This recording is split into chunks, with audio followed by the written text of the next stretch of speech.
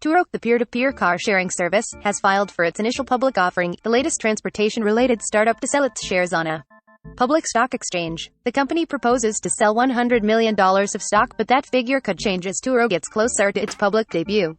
Founded in 2010, the San Francisco-based company allows people to rent out their personal cars to other customers, much like Airbnb does for homes.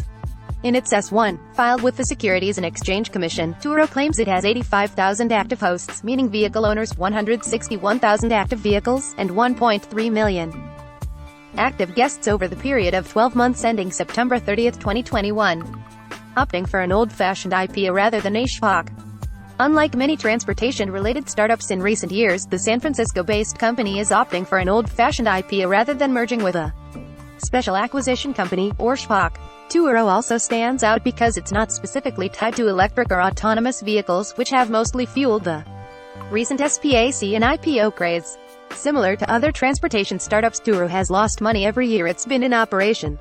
As of September 30th, the company says it lost a cumulative $544 million. The company plans on offering some of its shares exclusively to its users, both renters and owners, in a move similar to what Uber did when it offered specially priced shares to some of its drivers. Turo says it plans to offer 5% of its stock to eligible hosts and guests on our platform and certain individuals identified by our officers and directors.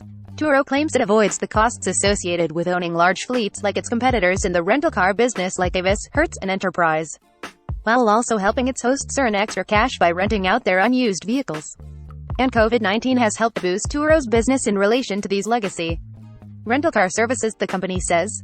Rental car companies reduced their fleet sizes in the early days of the COVID-19 pandemic and have been unable to quickly rebuild their fleets due to constraints in automobile manufacturing capacity, Turo says. In light of these conditions, more consumers turn to peer-to-peer car sharing for their vehicle needs. Turo has run into regulatory hurdles in the past. The company was sued by the city of San Francisco in 2018 for failure to pay the fees required to operate legally at the SFO airport.